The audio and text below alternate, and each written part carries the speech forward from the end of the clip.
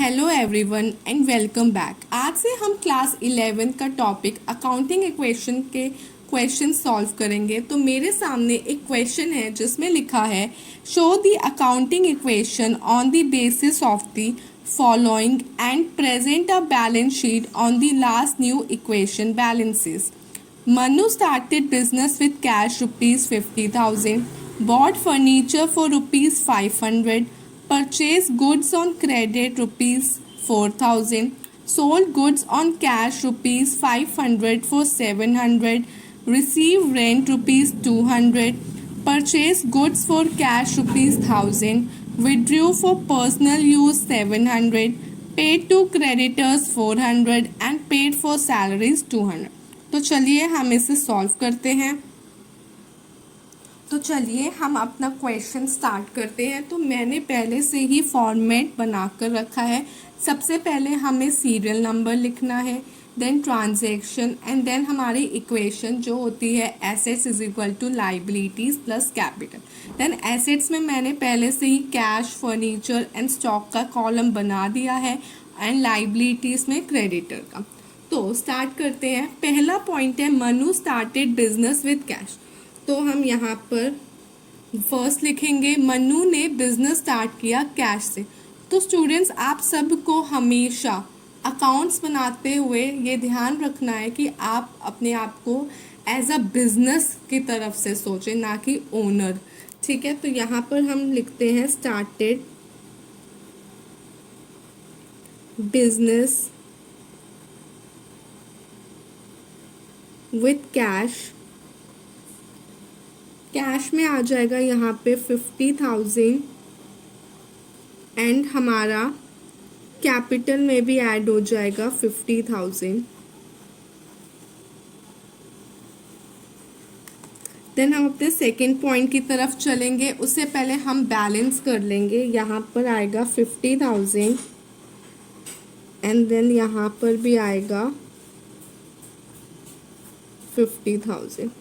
हमारा second point है bot furniture for 500। हमने 500 का फर्नीचर परचेज किया है। तो हम यहाँ पे लिखेंगे परचेज्ड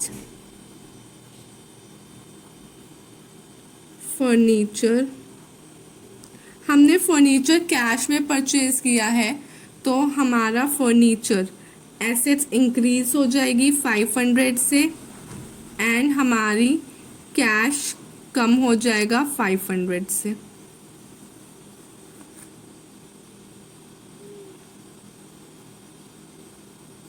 तो यहाँ आ जाएगा 49,500। 500 इज इक्वल टू 0 प्लस 50,000। अभी आप देख सकते हैं कि हमारी LHS एंड RHS इक्वल चल रही है, तो मतलब हम अपना क्वेश्चन सही कर रहे हैं। देन हमारा थर्ड पॉइंट है परचेज गुड्स ऑन क्रेडिट। हमने 4,000 के गुड्स क्रेडिट पे खरीदे हैं, तो यहाँ पे लिख देते हैं परचेज गुड्स ऑन क्रेडिट। तो हमारी स्टॉक इंक्रीज हो जाएगी 4,000 से एंड हमारा क्रेडिटर्स, क्योंकि क्रेडिट पे खरीदा है तो हमारी लाइबिलिटी बढ़ जाएगी, तो हमारे क्रेडिटर्स इंक्रीज हो गए 4,000 से। अब हम इसे बैलेंस करते हैं अगेन 49,500। यहाँ पर आ जाएगा 500, यहाँ आ जाएगा 4,000, यहाँ आ जाएगा 4,000, यहाँ आ जाएगा 50,000। अब हमारा नेक्स्ट पॉइंट है fourth sold goods on cash costing 500 for rupees 700। मतलब हमने 500 के गुड्स 700 में सेल करे हैं। तो एसेट्स में से जो स्टॉक है, एसेट में जो स्टॉक है वो हमारा 500 का ही कम होगा, क्योंकि सिर्फ हम 500 के स्टॉक कम कर रहे हैं, बट हम उसे कितने में सेल कर रहे हैं 700 में। तो हमें कैश कितना मिलेगा 700 और हमें जो 200 का प्रॉफिट हुआ है वो हमारा कैपिटल में ऐड हो जाएगा। अब हम इसको बैलेंस करेंगे। पहले हम यहाँ पे लिख देते हैं sold goods at profit. Then हम यहाँ पे लिखेंगे तो यहाँ पर आएगा 50,200, यहाँ पर आएगा 500, यहाँ पर आएगा 3,500, देन 4,000 एंड यहाँ पर आएगा 15,200। अब हमारा नेक्स्ट पॉइंट है रिसीव रेंट। हमें रेंट रिसीव हुआ है तो हम यहाँ पर 5 लिख देते हैं, रेंट रिसीव 200। तो जो हमारे 200 रेंट रिसीव हुआ है तो वो कैश में ऐड होगा एंड देन हमारा कैपिटल में ऐड होगा।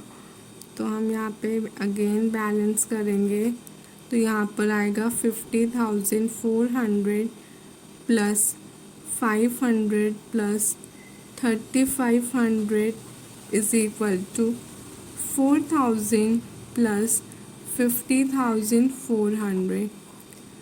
अब हमारा 6 पॉइंट है परचेज गुड्स फॉर कैश। अब हमने फिर से गुड्स परचेज करे हैं बट अब हमने यहाँ पर कैश में परचेज करे हैं तो हम यहाँ पर लिख देते हैं पहले परचेज गुड्स ऑन कैश।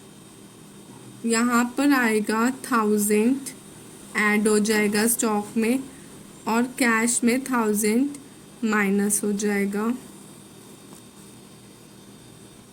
तो यहाँ पर बैलेंस बचेगा 49,400 plus 500 plus 4,500 is equal to 4,000 plus 50,400।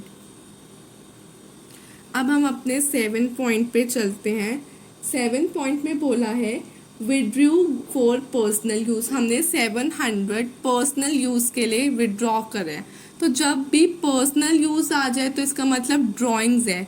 तो ड्राइंग को हम कैसे शो करते हैं, कैश में 700 माइनस कर देंगे एंड देन कैपिटल में 700 माइनस कर देंगे।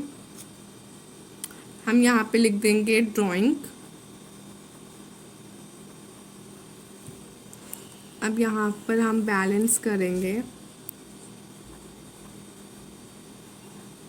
यहाँ आएगा 48,700 देन 500 देन 4,500